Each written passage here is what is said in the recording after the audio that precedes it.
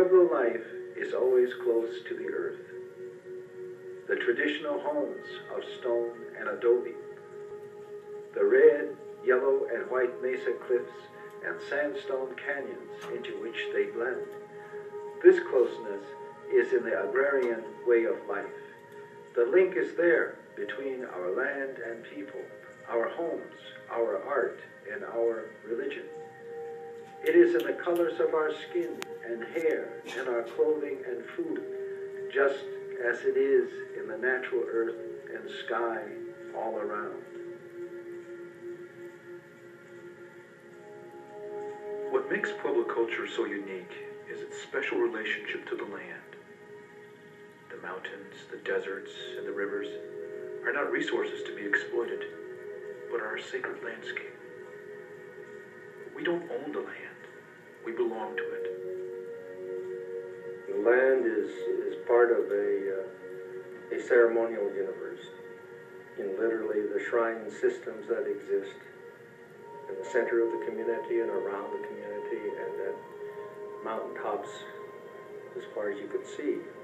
And it defines who you are and where you are now.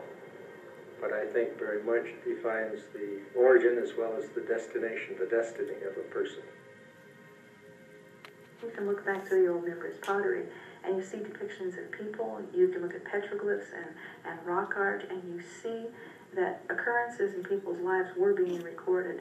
And there is that presence there that really indicates that people are aware of where they came from and who they are. And they were leaving images for other people to see.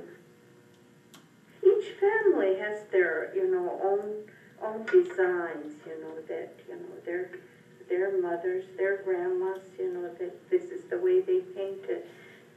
And so it's just passed down, it's just, we just keep on doing it. When my mother was real sick, I told her that my daughter had called from Phoenix. And I told her, I said, she did a pottery with a parrot design. That is one of our oldest designs.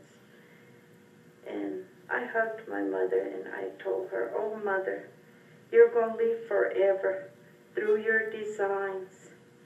I said, well, people will always see the beauty that you have left with us all.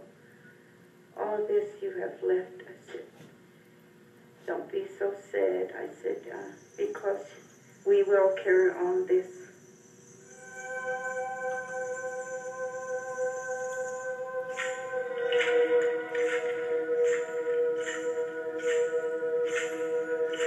Some of our ancestors moved closer to the Rio Grande so that their villages of stone and adobe were strung along the river and its tributaries like beads upon a string of water. In the west, other groups concentrated around desert water sources in Acoma, in Zuni, and Hopi. The movement through the land by the people is very significant and is part of all Pueblo myths. It's part of that emulation of movement that we're seeing in the natural environment. One that is always talked about in songs, prayers, is the movement of the clouds, how the rain comes from the Father source and fertilizes the Mother Earth. And then out of that, everything grows.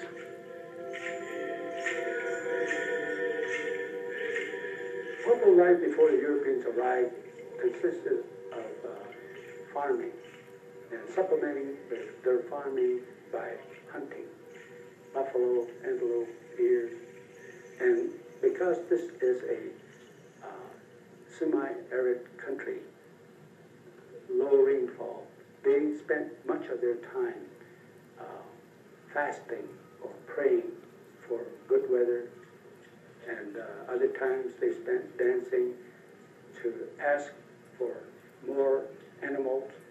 During the winter months they have buffalo dance, deer dance, so that they hope that more will be available when hunting season